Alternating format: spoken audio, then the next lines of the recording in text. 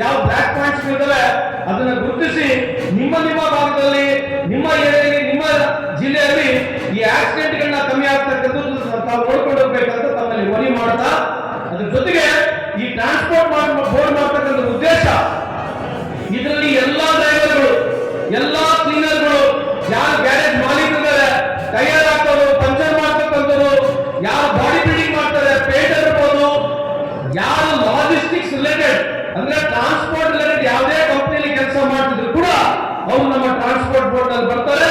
ಶೇಕಡ ಸುಮಾರು 25 ಲಕ್ಷ ಜನರಿಗೆ ನಾವು ಕಾರ್ಡ್ ಕೊಡ್ಲಿಕ್ಕೆ ಪ್ರಾರಂಭ ಮಾಡಿದ್ವಿ.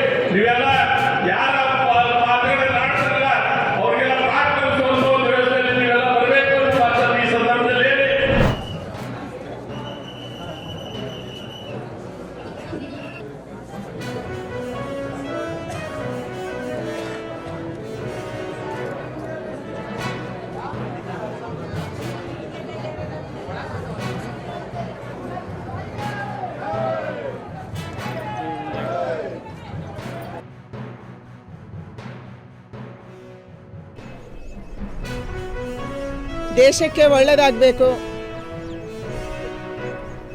ಈ ದೇಶಕ್ಕೆ ಶಕ್ತಿಯನ್ನು ಕೊಟ್ಟಂಥ ನರೇಂದ್ರ ಮೋದಿ ಅವರಿಗೆ ಆಯುರಾರೋಗ್ಯ ಐಶ್ವರ್ಯವನ್ನು ಆಯುಷ್ಯವನ್ನು ದೇವರು ಕೊಡಬೇಕು.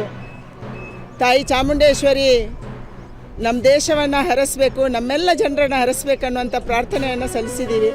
ಯಾರು ಕೂಡ ಜಿಲ್ಲಾ ಪ್ರವಾಸ ಮಾಡ್ತಾ ಇಲ್ಲ, ಯಾವ MLA ಕೂಡ ಅವನ ಕ್ಷೇತ್ರಕ್ಕೆ ಹೋಗ್ತಾ ಇಲ್ಲ. ಯಾಕೆಂದರೆ ಅಭಿವೃದ್ಧಿಗೆ ದುಡ್ಡು ಇಲ್ಲ ಅನ್ನುವಂಥ ಭಯ ಅವರನ್ನು ಕಾಡ್ತಾ ಇದೆ. ನಿಮ್ಮ ಶಾಸಕರೇ ನಿಮ್ಮ ವಿರುದ್ಧವಾಗಿ ಮಾತಾಡುವಂಥ ಸ್ಥಿತಿ ಕರ್ನಾಟಕ ರಾಜ್ಯದಲ್ಲಿ ಮೊದಲ ಬಾರಿಗೆ ಕೇವಲ 2 ವರ್ಷದಲ್ಲಿ ಬಂದಿದೆ. ಇದು ನಿಮ್ಮ ಸಾಧನೆ. ಯಾವ ಸಾಧನೆ ಬಗ್ಗೆ ಜನಕ್ಕೆ ಹೇಳ್ತಾ ಇದ್ದೀರಿ ನೀವು? ಜನ ದಿನ ಧರಣಿಯಲ್ಲಿ ಕೂತ್ಕೊಳ್ತಾ ಇದ್ದಾರೆ. ಫ್ರೀಡಮ್ ಪಾರ್ಕಲ್ಲಿ ಒಂದು ದಿನನೂ ಖಾಲಿ ಇಲ್ಲ, ದಿನ ಧರಣಿ ನಡೀತಾ ಇದೆ. ಇದು ನಿಮ್ಮ ಸಾಧನೆನಾ?